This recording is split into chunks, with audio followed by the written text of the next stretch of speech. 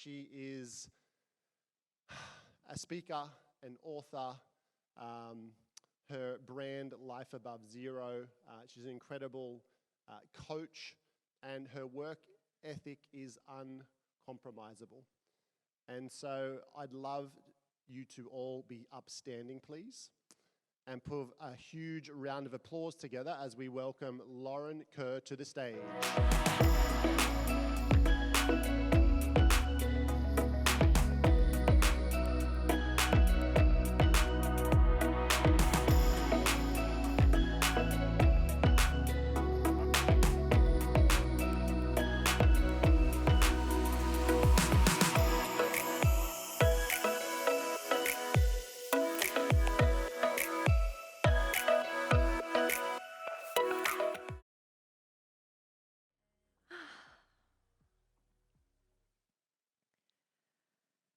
5 years ago, I got the call. I was sitting in my corner desk office in child safety. I'd been working there for 2 years, and I'd been doing this business for about 6 months, but doing it, but not really doing it. Is anyone else kind of in that situation right now? And I'd been watching my nan die from Alzheimer's and dementia disease for close to 10 years. The call was from my dad to say that my nan had had a turn and it didn't look like she was going to make it. And he asked, did I want to fly home now so I could say goodbye, or did I want to wait till I got the phone call to say that she'd passed so I could be there for the funeral? My mum is my best friend, so the thought of my mum about to lose her best friend is what inspired me to make the call to go home. I spent the next 10 days playing musical chairs at the nursing home. There'd be somebody sitting next to Nan holding her hand, there'd be somebody in the corner chair, and there'd be somebody sleeping on the mattress on the floor catching up on sleep. And I don't know if any of you have been there when a loved one has passed away, but it's not like this peaceful thing. It's actually really traumatizing hearing my Nan drown in her own fluids. And it was really heavy. And my mum had asked me to take my little brother just to get away from it all. Just his big sister was home from the Gold Coast, go do something fun. So I took him to go play Pokemon. I don't know if you guys at the time was like Pokemon on the app. I was chasing around Pokemon in the Botanical Gardens in Albury. And we went home to my family home. It was 10 o'clock at night. All the lights were on. All the doors were open. I just knew that something had happened. The stress of that week had caused my mum to have a massive heart attack. She was actually airlifted to Melbourne St. Vincent's Hospital because they didn't have the facilities in Albury to stabilise her. I remember after spending a week sleeping on the nursing home floor, next thing I know, I'm spending 3 hours in the middle of the night driving from Albury to Melbourne. I couldn't help but think I was about to lose my mum and my nan in the same week. And I've never prayed, I'm not a prayer, but I remember sitting in that back seat praying that just my mum was okay. I was like, if my mum's okay, I promise I'll never ask for anything ever again. And someone listened. I was very lucky and grateful that mum was able to be stabilised. And after 4 nights sleeping on another random floor in Melbourne, we started the drive home to Albury to get back to my nan. We hadn't even been in my own bed for 2 hours when the phone rang again. And this time it was my auntie to say that my nan had just passed away. I flew home straight after the funeral because by this time it had been 3 weeks and I had run out of leave. I was managing some really high risk cases in child protection that another colleague was trying to hold for me, which just wasn't fair. So I flew home, and I flew home angry. Angry for a few different reasons. Angry because that whole time I knew I had something in my hands that if I'd actually just used it and did the work, it would have given me everything that I wanted. And all I wanted at that moment was just time. I wanted time to grieve. I wanted time to cry. I wanted time to be there for my mum, who had just lost her mum, and she was still so fragile. She was too scared to cry and let it out because she just had a massive heart attack. I wanted to be there for my little brothers and my dad, who had just had the most traumatic week of their life. They actually found my mum collapsed at the front door and had to rush her to the hospital, and they saw all the tubes. And I was angry because, little to anybody else's knowledge, but behind closed doors, what people don't see and don't know is that every morning at that nursing home, we were having arguments with my mum's sisters who were having to debate whether or not to go to work that day or be there to hold their mum's hands as she takes her last breath. Because they'd been single mums for most of their life, which meant they never really got ahead, they never really had a career, they never got to save, they never got to invest. And here they are embarking on their 50s in a casual job, paying rent. If they didn't go to work that day, they didn't have leave, they didn't get paid rent, which meant they didn't get paid, so they couldn't afford their rent, which means they couldn't afford to live. And just like, how do good people who work hard all their life end up in a situation where they've got to decide whether or not they get paid $20 an hour or they can be there to hold their mum's hand as they take their last breath? So I flew back to the Gold Coast, angry, and I decided, if I'm going to do this, like, am I really going to do this, and why am I going to do this? And what do I need to do differently to make sure I'm in a different circumstance to some of the elder women that I was surrounded by in my life? I don't know how to use this. There we go. So I did some research, and I knew the reality is that 1 in 2 marriages end in divorce, and women are often left as a primary caregiver. 80% of women who are under the poverty line weren't when they were married. Women's retirement is less because we're away from the workforce on average 14.7 years opposed to 1.6 years for men. Although women, we live 7 to 10 years longer and we survive on a superannuation that is 1/3 of what it is for men. So in Australia, the average is 37,000 compared to 110,000 for men. Obviously, we don't go into a marriage or relationship expecting it to end, or a job expecting to be laid off, or a business expecting it will fail, but it happens. And if you're relying on those things, you're putting your future in somebody else's hands. So hands up if along your journey you've been affected by death, divorce, or disease. Have a look around. I really love that we've got this group here today, and if you guys are tuning in from New Zealand or virtually, I want you to pop in the chat as well. Because like I said, I've seen that happen, and for a lot of people, death, divorce, or disease, it makes them tap out, which I can understand. But like I said, for me, I got angry and I got hungry, and I decided to make my second yes. Now, you'll hear people talking about, you say 2 yeses in this business. You say yes the day you open up your virtual office, and then you say the yes when you actually mean it and you're going to do the work and you're going to treat this like a business so it can pay you like a business. And so up until that point, I started to think, well, I'd studied psychology for 4 years. I'd shown up every single day for 4 years for free. Nobody paid me. I graduated with no job and a $30,000 HECS debt. I obviously wasn't thinking like an entrepreneur. I know other people who open traditional businesses, they pay tens of thousands of dollars, and it takes a while before they get out of debt, let alone pay themselves a wage. So I sucked at being an entrepreneur. So I decided to think more like an employee, because I'm a great employee. I go to work early, I leave late, I do everything that's expected of me. Half the time I was doing half my team's caseload stuff too, because I'm great time management. And I was like, all right, well, what if I was to fire myself and rehire myself as my best employee? What if I was to work my business 2 hours a day, let's say 5 days a week, say I'm getting paid $20 an hour, so that's $200 a week. Would I pay somebody $200 a week to do what I was doing in my business? And I encourage you to ask yourself that same question.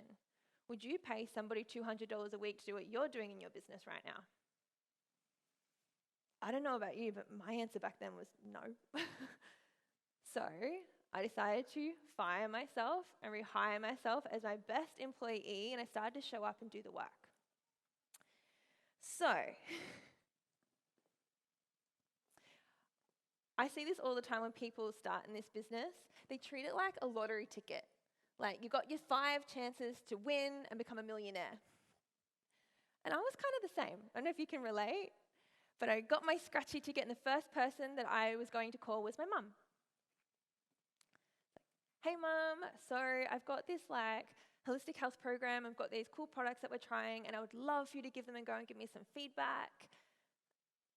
Loz, I just don't have that money right now, but I love you, and come back in a few months' time and I'll see if we can afford it.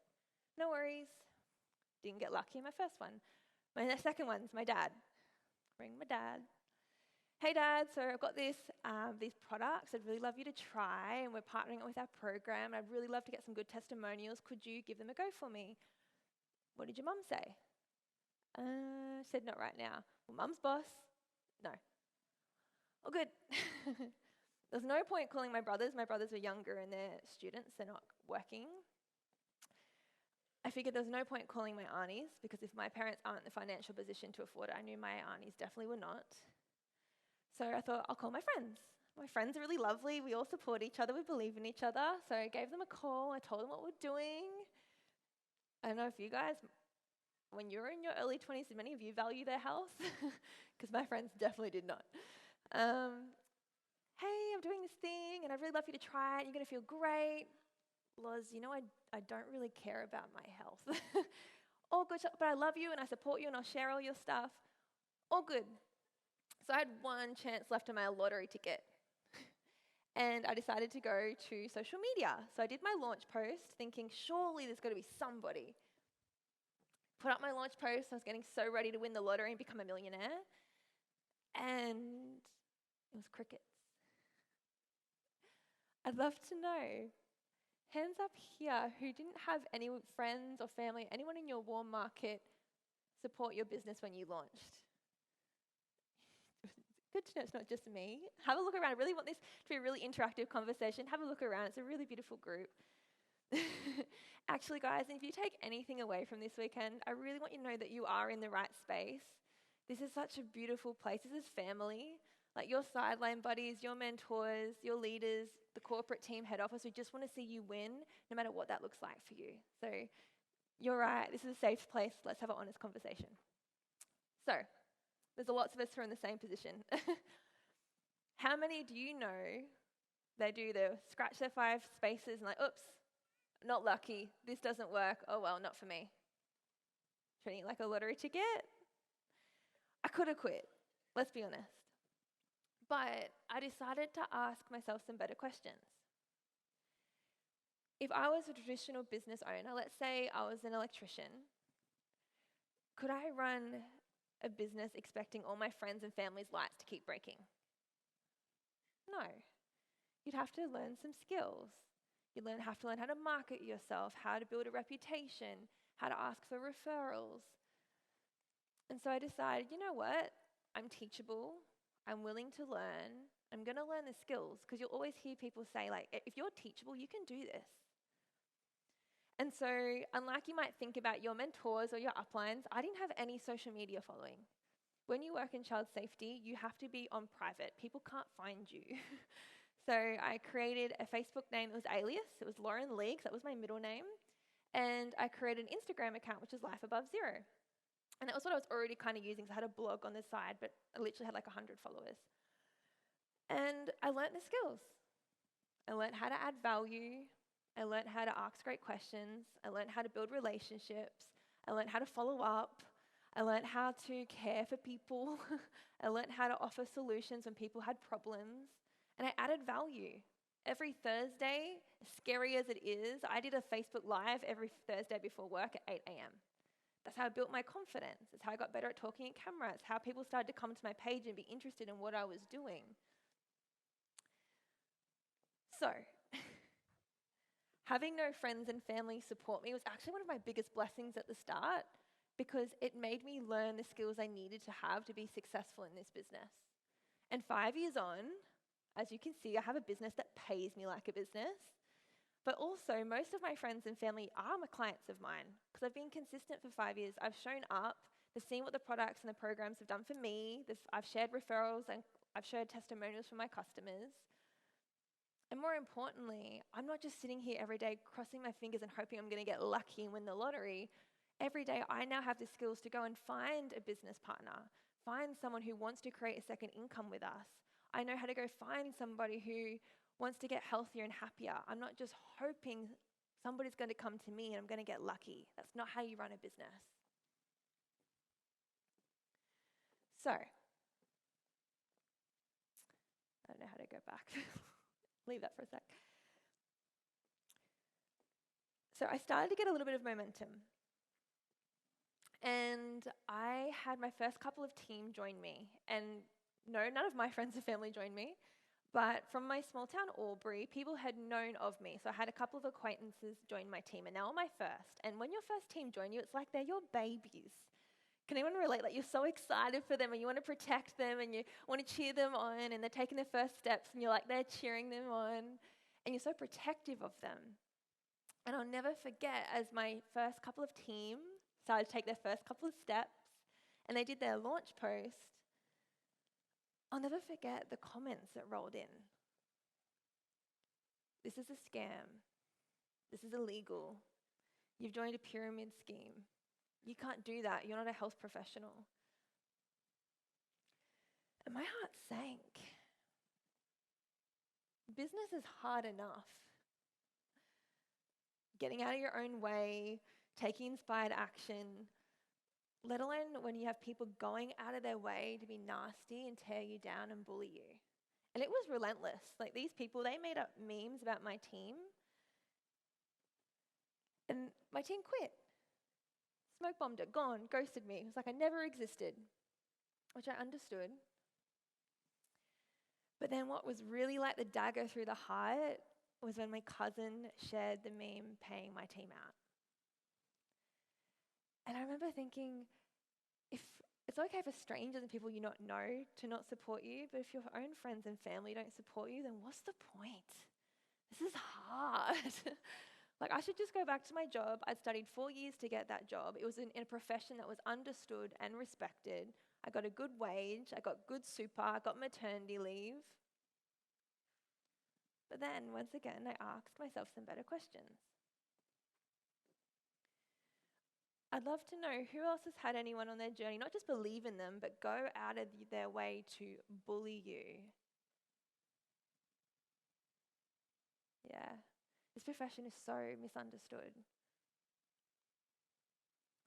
But what I've learned from my experience and just in life is that you only want to like crunch over or disappear when you feel like you've done something wrong, when you're embarrassed, when you're ashamed. And I wasn't sure that I had done anything wrong. So I asked myself the same questions that this person had said, like, well, was I part of a pyramid scheme? Like, is this a scam? Is this illegal? Do you have to be a health professional to be successful in this? And so those haters were actually my biggest blessings, because every day for a year, I used to commute 2 hours a day to and from my job. It was like a 3-hour turnaround, listening to any book or any podcast I could get my hands on, not just about the network marketing profession, but about financial literacy and wealth creation. I wanted to know, how do you create wealth, and why would you choose our model out of the different models out there? And these are some of the statistics that I found. So between 2015 and 2020, network marketing had an average of 3.6% growth year to year.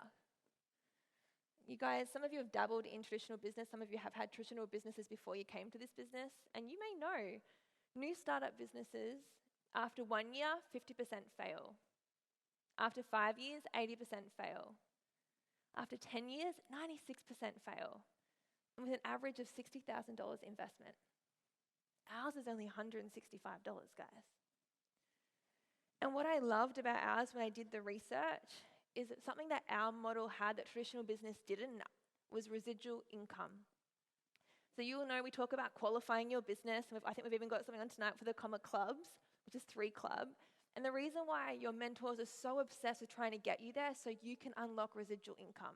And just to put this in perspective for you, so if you're about 3 Club, that's $500 a month you're getting in residual income from your PB bonus. To create that in any other wealth creation model, it's $150,000 owned outright in property. And that's outright, guys, not in a mortgage, outright property. $320,000 cash locked in a 12-month term deposit. Most people don't have those options. I definitely didn't have those options. And I kind of found it ironic the people that were paying me out didn't have those options. Network marketing, the turnover for 2019 was $193 billion. Just to put that in perspective, the film industry is $42 billion and the music industry is $19 billion. This isn't just some little side hustle.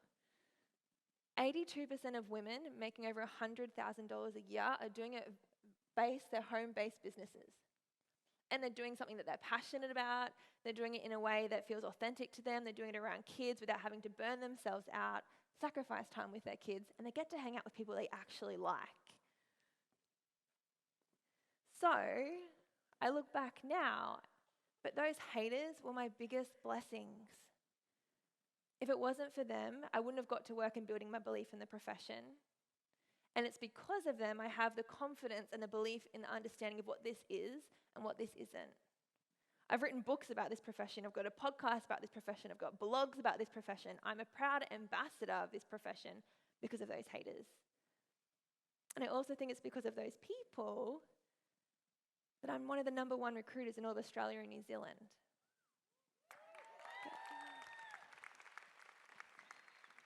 But that wouldn't have happened if I didn't have them doubting me and bullying me at the start. Who's laughing now? So, after my mum's heart attack, my family had a whole new appreciation for just time and magical moments. And when I hit NMD, on my parents' bucket list has been Las Vegas for as long as I can remember. More so my dad, not my mum, my dad. And when I hit NMD with my bonus, I actually surprised my parents and I flew them to Las Vegas, which is pretty cool. I don't know any other 25-year-old who was doing that. And if you've met my dad, which some of you have, he does this thing where he gets really excited and he goes, "Ooh." And I just got this image of him like getting ready in the hotel rooms and going to the blackjack table or walking down the strip. Or even my mum. My mum is terrified of heights. And we actually flew her in a helicopter across the Grand Canyon. And I think it was that awareness of death that gave her the courage to actually start living. I remember sitting in the front seat of that helicopter looking back at her face just full of life and just thinking only 12 months ago I nearly lost her. And just once again, it just reminded me of perspective and what really matters. And just gratitude for this experience and this company and this opportunity. But I think when you hit NMD, you think you've made it, right? You think, okay, I've proven to people this thing actually works. Like, I'm making money now. Like, come on. And even after this experience, I still have my parents say things like, "Oh, you're not doing that Juice Plus thing still, are you?" Or, "You're going to go back and study. You're going to do your psychology thing, right?" Or, "Were you on calls all day for your Juice Plus? I thought you were actually working." Oh my God. My parents, they are my biggest supporters, yet they're my biggest challenges. I'd love to know, hands up who here has a parent or a partner who doesn't believe or understand their profession. Roll in this together. I want to let you in on a secret. They don't need to, as long as you do. Your parents and your partners, they love you and they just don't want to see you crawl and struggle. So don't. If you join this opportunity, this company, this beautiful community because for fun and you love it, awesome. But if you're telling them that you're here for business and you're locking yourself away 2 hours a day away from your kids, away from your partner, and you're not actually doing the work that's going to get you paid like a business, that's not fair on them and it's not fair on you. And you've also got to remember that people, they see life through their lens. I like to put like your glasses. They see things through their pains, through their experiences, through their goals, through their fears, through their upbringings. And so I had to keep telling myself, and I still do this, how are my parents seeing what I'm doing? And through my parents' eyes, you've got to remember, like, I'm the first in my family to go to university on either side, my whole lineage of history. I'd got a scholarship, I'd gone to university, I'd studied, I'd got my honours degree, I graduated with a graduate position in a government job with maternity leave, security, super, and I left all that to take a leap of faith in a pyramid scheme. If you had kids, would you be a little bit worried? So, I actually don't think it's been until now of me showing up and treating this like a business for 5 years that my parents actually get what this is and they can see for themselves how different it is. And the difference in choices I'm going to have because I made some different choices. My mum never got the luxury of pursuing a career that she loved or she was passionate about. She pursued a career that worked around having 3 young kids, which meant cleaning offices at night because her wage wouldn't cover the cost of putting 3 kids in daycare. And my dad, he's had the same job working in a metal factory since he was 17. So when they went from 2 incomes down to 1, he then did night shift, or he would work 6 a.m. to 2 o'clock in the afternoon, and then for 10 years he actually used to mow lawns from 2 o'clock in the afternoon to 10 o'clock at night. Because I got really clear on what I wanted, because I took the time to build my belief, because I was patient and decided to learn the skills instead of treating this like a lottery ticket, because I didn't care about what people thought who weren't going to pay my bills, who will definitely not be there holding my hand when I hold my mum's hand when she's taking her last breath. I actually get to create a life now that I get to create an epic income, and I have the luxury and the flexibility to be a stay-at-home mum if I choose to. When we do decide to have kids, we're not going to have to sacrifice our lifestyle because we go from 2 incomes down to 1. And even more importantly, and this is something I'm so passionate about, is just because we have kids, as a woman, it doesn't mean that I've got to give up my financial security and my financial future just because I've got to be the one that's home with the kids breastfeeding. So, I said that second yes. And 12 months later, I had been flown to Newcastle and I was being wined and dined by the beautiful head office team. And I remember sipping on this really beautiful wine. We're on a winery tour. And my phone rang. And it was my dad. He's like, "Hey, Laz, are you by yourself?" I was like, "No, but I can be." So I sneak off with my yummy wine. He's like, "I'm sorry, but I had to let you know that Pop just passed away." And he had a sudden heart attack and he was gone. And it's crazy how quickly life just goes like from this to this. Like you're having the best time and just your focus goes zoom. And all those familiar feelings came back. I remember ugly crying with this really yummy wine in my hand and trying to hide from all the other NMDs because we were there for NMD retreat. And once again, I was just reminded of what really matters. I had gratitude for this company because this time things were different. This really is a company with a heart. They actually flew me home so I could be there for my pop's funeral. And this time, I had replaced my full-time income and I wasn't working in child safety. I stayed at home for 3 whole weeks crying, but then laughing and reminiscing on the beautiful time that I had with my pop and my nan and my cousins and with my aunties. And it just reminded me of how quickly things can change when you make a decision. So I share these stories with you because I want to remind you that we're all going through shit. We all have challenges. And from my experience, the people who I see be successful in this and just in life in general are the people who spend 90% of their time focusing on the solution and 10% of their time focusing on the problem. I find that so liberating to think the difference between where you are and where you want to be is just the problems you haven't solved yet. And I'd love to share with you guys one of the most liberating advice I ever got in this business, and it actually comes from my husband, is stop expecting it to be easy. me say that again.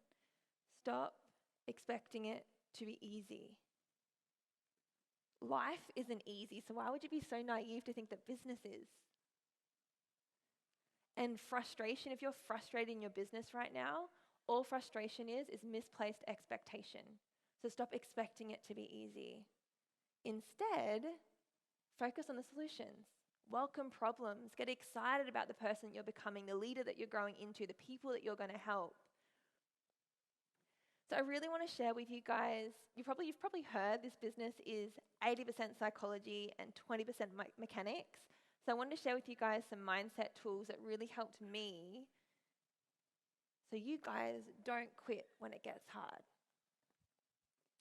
So let's have some fun. Put your hands on your head. I'm going to teach you a really easy way to remember this so you'll never forget. Head. This is growth versus fixed mindset. So fixed mindset is things like, oh, I suck. Oh, I don't know how to use social media. Oh, I've got no followers. Oh, my partner doesn't believe in it. My parents don't believe in it. I've got no time. All that. Growth mindset is asking yourself some better questions. How can I find the time? How can I get better at that? Who can teach me how to get better at that?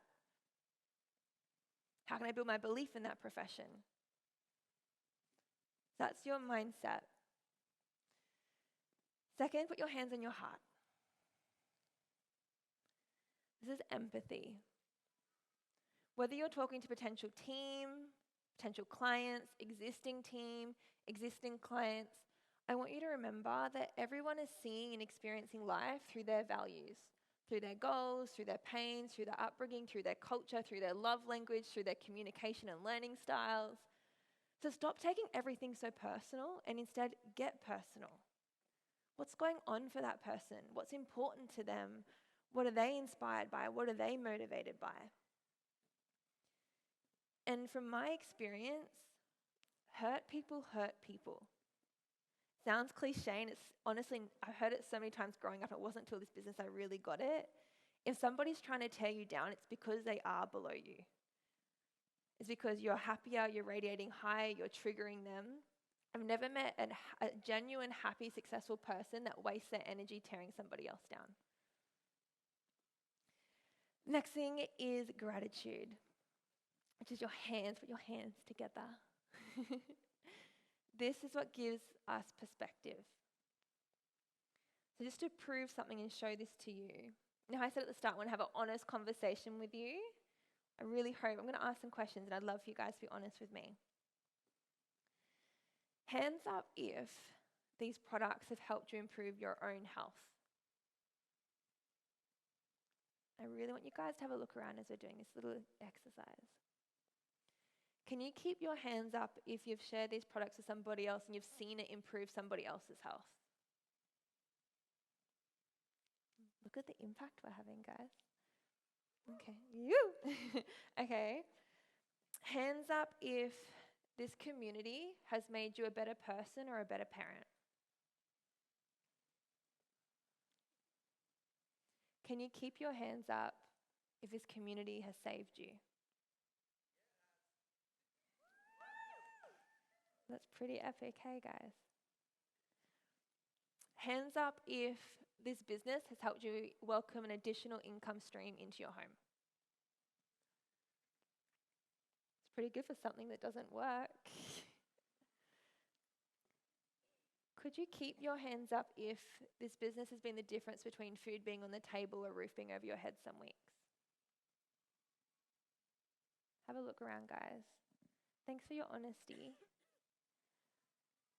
And I really do hope you guys looked around, because this is perspective and this is what I choose to focus on. When you have a morning or a day where you're doubting yourself, or you have someone who's being a bully, or you have somebody say this is a scam, questions dictate your focus, and this is what you get to focus on. All we get paid to do, and I know sometimes we're really good at overcomplicating it, is working on our own health and happiness and sharing it with other people who are looking for a solution. That's it. So, I would love for you guys to help me welcome an amazing panel of women to the stage who are going to be sharing their stories of how they didn't give up when it got hard.